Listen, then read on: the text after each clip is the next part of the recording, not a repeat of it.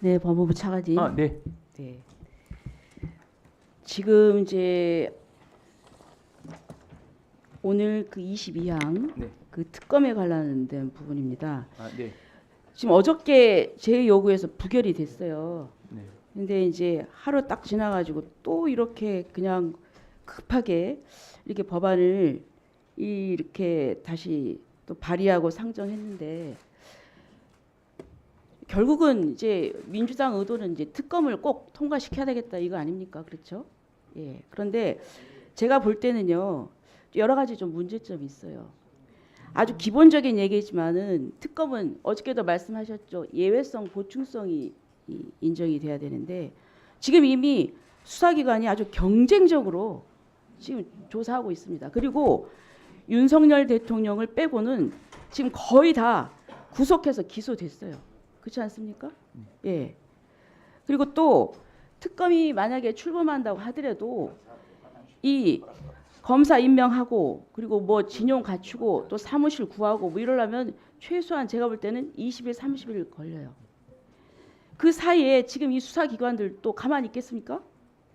저는 그런 부분이 아직은 지금 우리가 좀 더 두고 봐야 되는 것이 아닌가 이런 생각이 들고요. 그리고 또 추가된 사유를 보겠습니다. 이 8호를 보니까 해외 분쟁 지역 파병, 대북 확성기 가동, 대북 전단 살포 대폭 확대, 무인기 평양 침투, 북한의 오물풍소 원점 타격, 북방 한계선에서의 북한의 공격. 글쎄요. 근데 이걸 보면은 결국은 어떻게 보면은 한 정부의 국가의 대북 정책 아닙니까? 근데 이런 걸 가지고 특검을 하겠다? 특히 해외 분쟁 지역 파병이나 대북 확성기 가동. 이거는 그 북한과의 관계에서 우리가 지금 어떤 정책적으로 할 수 있는 이런 부분인데 이런 부분까지 이게 특검에 지금 수사 사항이 돼야 되겠습니까? 더군다나 이 부분은 공교롭게도 북한이 다 이렇게 하지 말라고 요구하는 그런 사항이에요. 어떻게 생각하세요? 그 8호 부분은 기본적으로 다른 각호에 있는 내용과 달리 좀 시기가 특정이 안 되는 다른 각호에 있는 사유들은 딱 보시면 이게 어떤 사건이라는 걸 알 수 있는데 사실 8호 같은 경우는 기간 특정이 없다 보니까 사실상 이 뭐 과거에 있었던 이라크 파병까지 문제 삼는 거는 아닌 것으로 보입니다만 기간 특정이 전혀 안 돼 있어서 도대체 언제부터 언제까지 있었던 해외 파병이라든지 대북 전단이라든지 이런 거를 대상으로 하는지가 약간 모호한 면은 있습니다. 그래서 그 부분은 좀 더 특정할 필요는 있어 보이고 기본적으로는 또 대북 문제 전반에 대해서 살펴볼 수도 있다는 측면에서 이 부분에 대해서는 의원님들께서도 한번 여러 가지 고민을 하실 수 있는 지점이 아닌가 싶은 생각은 듭니다. 그리고 또 자꾸 민주당에서 자꾸 제2의 내란, 아직도 뭐 내란 이렇게 얘기를 하거든요. 우리가 법적으로 여기는 법사입니다. 그리고 또 민주주의라는 것이 무엇입니까? 무슨 이제 물론 우리가 예단을 할 수는 있지만 그러나 그럼에도 불구하고 우리는 법치주의이기 때문에 법적인 절차를 거쳐야 되는 거 아닙니까? 그런데 그런 것도 없이 자꾸 뭐 내란 얘기를 하는데 지금도 내란 상태입니까? 어떻게 생각하세요? 보시는 시각에 따라 다를 수 있는데 저는 뭐 내란 상태에 있다고 생각하고 있지는 않습니다. 개인적으로는. 그렇죠. 예. 그다음에 그 자꾸 이제 국격 얘기를 하는데 그런 차원에서 제가 볼 때 과연 지금 탄핵을 앞두고 있는데 대통령을 과연 구속시키는 것이 과연 맞는가 이런 생각이 듭니다. 왜냐하면 탄핵에 대해서 지금 법정에서 방어권을 행사할 게 굉장히 많습니다. 그러면 그런 상황에서 이 헌법재판소에서 재판하면서 이 방어권을 행사하고 그리고서 뭐 탄핵이 혹시 뭐 인용된다 할까 그러면 그때 해도 나는 늦지 않다고 생각합니다. 근데 구태여 계속 이 영장을 발부를 해가지고 이 대통령을 정말 뭐 이렇게 구속 상태에서 뭘 하려고 한다. 그거는 계속 이거 뭔가 빨리 탄핵 절차를 종결시켜서 조기 대선으로 가겠다 하는 그런 조급증 아닙니까? 어떻게 생각하세요? 그 부분은 제가 뭐 답변 드릴 사항은 아닌 것 같습니다. 그리고 또 지금 뭐 법원행정처장님 예. 지금 이제 뭐 헌법재판소 처장이 나왔으면 제가 물어볼 건데 헌법재판소가 무슨 얘기를 했냐면은 그 내란죄 이 부분을 탄핵소추 사유에서 빼고 이런 부분에 대해서 헌법재판소가 이런 얘기를 했어요. 국민만 바라보고 가겠다고요. 헌법재판소가 헌법을 봐야지 국민을 봅니까? 그러면 여론조사에서 이렇게 나왔어요. 그러면 탄핵 사유 내란죄 처리하는 거에 대해서 여론조사를 하니까 국민들이 51% 반대했어요. 저는 헌재 처장이 말씀하신 취지는 당연히 헌재는 헌법을 최우선적인 가치로 생각하고 지향해야 되기 때문에 그런 부분은 근본을 깔고 이야기한 것이라고 생각해 봅니다. 우리 국민들이 모두 지켜야 될 규범이 헌법이라고 생각하기 때문에 위원님 그 말씀에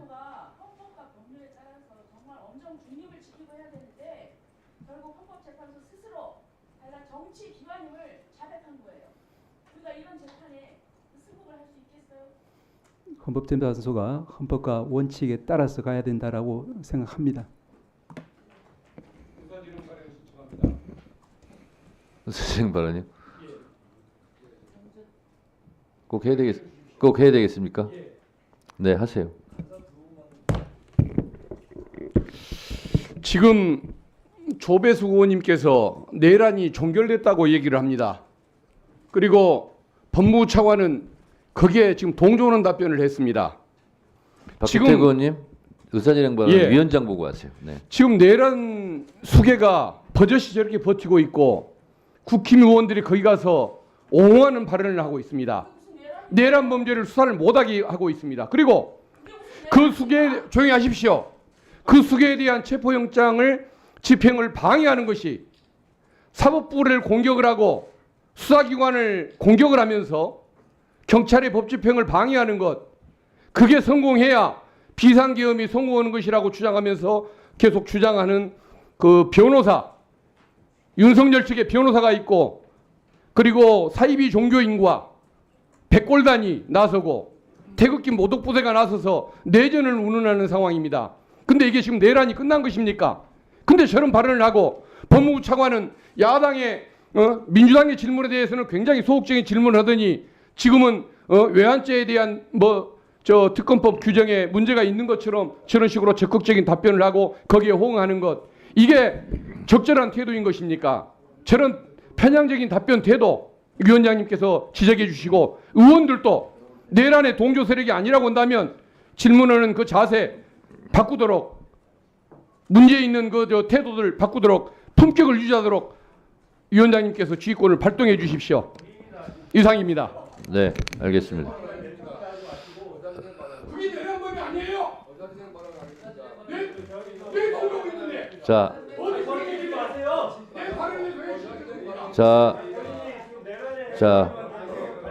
자, 이렇게 하겠습니다. 자,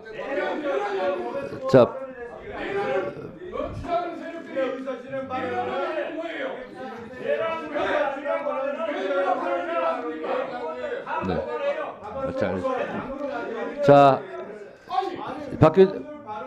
자, 저기 서로 자 조용히 해주세요.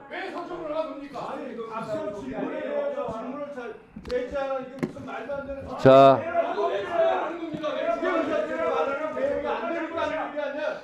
조용히 하세요. 자 박균택 의원님도 좀 진정하시고요. 자 이렇게 하겠습니다. 박균택 의원님 의사진행 발언했기 때문에 거기 제가 답변 드리고, 박균택 의원님 의사진행 발언 그 다음에 순서 드리도록 할 테니, 자 제 얘기를 들어주세요. 박균택 의원님 의사진행 발언 잘 들었습니다. 네. 그 부분에 대해서 제가 답변을 드리도록 하겠습니다. 저도 약간 거슬렸는데요. 우리 차관님. 네. 차관님 수갑 차본 적 있어요? 없죠? 질문이 아니 답변하는 과정을 제가 말씀드리는 거예요. 자, 이번 내란 사태에 대해서 차관님 네. 체포 리스트에 본인 있어요, 없어요? 없습니다. 없죠? 체포 리스트에 한동훈 전 국민의힘 대표 있는 거 아시죠? 네네. 네. 이재명 대표 있는 거 아시죠? 네. 그리고 저도 있습니다. 자, 이번 내란 사태는 여당이 야당을 공격한 것이 아니라 내란 세력이 여당, 야당을 포함해서 국회를 공격한 거예요. 국민을 공격한 거예요. 그런데 아직 그것이 진압이 안 돼 있고, 또 내란 수계 피의자 윤석열을 체포 영장을 법원에서 발부한 영장을 저항하면서 그 집행을 못하도록 방해하는 세력이 분명히 있어요. 그게 경호처 직원들만 그러느냐? 그러지 않아요. 거기에 모여 있는 영장을 집행하는 세력이 내란 동조 세력이 분명히 있는 것이고, 그리고 거기에 국민의힘 일부 의원들이 가서 체포영장을 방해하는 행위를 국민들은 내란 동조 행위다라고 말하는 사람이 많이 있어요. 그래서 제가 모두 발언 때도 얘기했지만 많은 국민들이 내란성 불면증을 겪고 있다는 거 아니에요. 그러면 제2의 내란 사태다, 내란이 진압되지 않았다 하는 국민들이 여론조사상 보더라도 과반 이상 훨씬 많아요. 그런데 법무부 차관이 이런 현실 앞에서 제2의 내란은 아닙니다 라고 단정적으로 얘기를 하면 그 얘기를 듣는 국민들은 거북한 거예요. 그래서 사실 제가 지적하려고 했어요. 그렇게 단정적으로 얘기하지 말아라 라고 지적하려고 했는데 박균택 의원이 마침 의사진행반을 통해서 저에게 요구하기 때문에 말씀을 드립니다. 그런 부분은 국민 정서를 좀 고려해서 말씀하세요. 네, 위원장님, 자, 아까 부연 설명을. 예. 그러니까 예. 그렇고 법원행정처장님께서는 조배석 의원이 질문한 과정에 국민만 바라보고 가겠다라는 부분에 대해서는 답변을 비교적 잘 하셨는데, 그러면 헌재가 국민만 보고 가야지 내란 세력만 보고 가면 되겠습니까? 국민만 보고 가겠다는 것은 헌법에 규정하고 있는 이 나라의 주인은 국민이고 모든 권력은 국민으로부터 나온다 하는 헌법을 그렇게 저는 얘기했다고 이해를 해요. 그래서 서로 지금 국민들은 불안하고 공포스럽고, 그리고 어찌됐든 제가 동의하지는 않지만 정당한 예민성이라고 생각하지는 않지만 국민의힘 의원들도 예민해 있고 민주당 의원들도 상당히 예민해 있어요. 그렇기 때문에 기관에서 답변을 하실 때는 그렇게 단정적인 용어를 쓰는 것은 방금 같은 의사진행 발언을 불러와요. 그렇기 때문에 그런 부분에 대해서는 신중을 기해서 답변하시기 바랍니다. 그렇게 권고드립니다. 네. 위원장님 좀 한마디. 부연 설명? 예. 할 게 있어요? 하세요. 예. 제가 아까 내란에 대해서 말씀을 드렸던 거는 현재 진행되고 있는 체포영장 집행과 관련된 여러 가지 분쟁이 있어서 거기에 대해서 거부하는 사태가 정당하다라는 거를 전제하는 건 절대 아닙니다. 거기에 대한 평가는 변론으로 하고 현재 상태를 법적으로 봤을 때 내란 상태냐 맞냐 아니냐라는 부분에 대한 제 개인적인 견해를 밝혔을 뿐인데, 다만 그 부분에 대해서 앞으로 유념하도록 하겠습니다. 그 취지를 유념을 하도록 하겠습니다. 자, 조용하시고요. 자, 요거는 이렇게 마무리하겠습니다. 차관님. 네네. 자, 법적으로는 제2의 내란 사태가 아니라는 취지로 말했다라는 걸로 지금 얘기하고 있는 거죠. 개인적인 견해를 그렇게 밝혔다. 자, 헌법과 법률을 다 위배하고 무너뜨린 것이 내란이에요. 헌법과 법률을 무력화시킨 것이 국헌문란이에요. 그런 부분을 참고해서 얘기해 주시기 바라고. 자, 곽규택 의원님 의사진행반 하세요. 아니 거기에 대해서 절차상 문제가 하는 게 뭐가 문제야? 아니 국민들은 평안한데 국회의원만 내란이라고 선동을 해. 그렇게. 자, 의원님들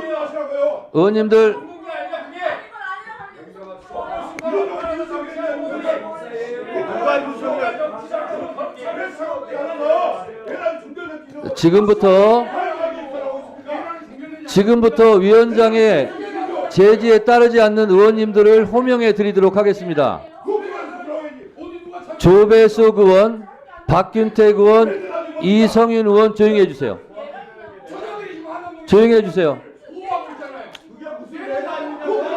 조용히 해주세요.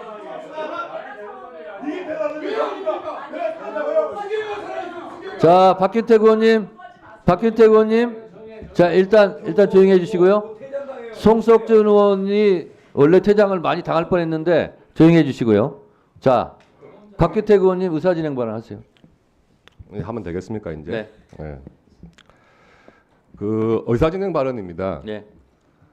국회에서 지금 법사위에서 법안에 대한 토론을 하고 하는데 뭐 상대방 의원이 하는 말이 아무리 마음에 안 들어도 저렇게 질문하지 못하게 하라. 그리고 질문을 받은 정부위원이 답변을 하는데 그게 마음에 안 들어도 저렇게 답변하지 못하게 하라. 그게 독재고 그게 내란입니다. 저는 지금 내란 상황이 법적으로 종결된 것으로 분명히 인식을 하고 있고 법을 조금이라도 전공한 사람이라면 지금이 내란 상태다 이렇게 다 생각하지 않죠. 그런데 그렇게 법무부 차관이 이야기를 한다 해가지고 그걸 그렇게 화를 내면서 그렇게 답변하면 안 된다. 그것은 그러면 왜 불러서 왜 질의를 합니까? 그냥 사고간에 토론하면 되는 거지. 그리고 그에 대해서 위원장님이 평소에도 특히 국민의힘 의원들의 발언에 대해 가지고 뭐 평가를 하시는 건 좋습니다만은 지금 정부위원이 대답하는 것, 또 국민의힘 의원이 질의하는 것 그런 거에 대해서도 그게 맞다 틀리다를 말하기 시작하면 그게 바로 옛날 문화혁명 아닙니까? 그게 내란이에요. 지금 국민들은 12.3 비상계엄으로 인한 상황이 다 종료됐다고 생각을 하고 있고 그에 따른 후속 법적 절차를 진행되는지를 보고 있는 거지 지금 내란 행위가 계속 되고 있다고 생각하는 사람 아무도 없습니다. 그걸 갖다가 그걸 강요하는 답변을 그렇게 시키려고 하시면 안 됩니다. 법사위 하는 의미가 없지 않습니까? 네, 알겠습니다. 이상입니다. 자, 알겠습니다. 그 곽규택 의원님이 말씀을 하셨는데 곽규택 의원님 입장에서 전 충분히 저렇게 어필할 수 있다고 생각을 합니다. 제가 의사진행을 매우 공정하게 하고 있습니다. 제가 곽규택 의원님 답변 민주당 의원님께서 저렇게 답변하지 못하게 해달라라는 말도 사실이 아니거니와 제가 그런 답변 하지 말라라고 말한 것도 사실이 아니고 차관님 아까 말씀 제가 드렸듯이 이런 정서를 고려해서 신중하게 답변하시기 바랍니다. 이렇게 얘기한 거 맞죠? 네, 맞습니다. 그렇잖아요. 그렇게 답변하지 말라 이렇게 얘기한 적이 없어요. 조배수 의원님 뭐가 그 말이 그 말이에요. 신중하게 답변하라라고 말씀을 드렸고 차관님 네, 네. 제가 신중하게 답변하라는 것은 국민들이 이런 생각을 하고 있으니 차관으로서 신중하게 답변하라 하는 말이 그렇게 답변하지 마세요라고 말한 거하고는 다른 거죠? 네, 저도 앞으로 답변에 그런 국민들의 어떤 정서 등을 고려해 달라라는 취지로 이해를 했습니다. 그렇습니다. 그래서 박규택 의원님이 의사진행을 하는 것은 충분히 여기 제가 다 설명하지 않아도 다 이해를 하셨을 것 같고 서로 상대방의 입장에 서서 역지사지하면서 또 우리 기관장들께서는 국민 정서를 잘 고려해서 그렇게 지혜롭게 답변하시면 될 것 같습니다. 곽규택 의원님 의사진행 발언 답변이 됐습니까? 예. 곽규택 의원님마저 지금 만족하시는구만요. 자, 그러면 지금부터 잠시만 주목해 주시기 바랍니다. 제가 구독자분들을 위해서 선물 하나를 준비했는데요. 제가 항상 여러분들께 드리는 말씀이 있습니다. 뉴스만 평소에 잘 챙겨보셔도 돈이 되고 돈을 벌 수 있다라고 말씀을 드렸는데요. 여러분들은 여기 보시는 삼성전자 뉴스를 보고 어떤 생각이 드세요? 아니면 정치인들의 뉴스, 날씨 뉴스를 보고는 어떤 생각이 드시나요? 그냥 뉴스만 보고 끝내는지 아니면 이 뉴스를 어떻게 이용할 수 있는지 이 부분을 고민하고 계시는지를 되물어보고 싶습니다. 그 이유가 뭐냐 하면 제가 지난번에 여러분들께 뭐라고 말씀을 드렸었죠? 지금은 반도체 섹터를 눈여겨보셔야 한다고 말씀드렸습니다. 그리고 나서 이런 썸네일들 뉴스를 통해서 많이 보셨을 겁니다. 반도체 내용이 이슈가 됐을 때 부자들은 어떻게 생각한다? 반도체 관련주들은 뭐가 있는지, 어떤 종목이 가장 좋은지, 어디에 투자해야 돈이 몰리는지 자연스럽게 생각한다고 제가 말씀을 드렸죠. 그 이유가 뭐냐 하면 부자들이 봤을 때는 이슈가 곧 돈으로 이어지고 그 이슈가 나에게 돈을 벌어준다는 경험적 확신이 있기 때문에 부자들은 항상 이런 사회적 이슈를 관심 있게 챙겨본다고 제가 말씀을 드렸습니다. 이번에도 마찬가지인데요.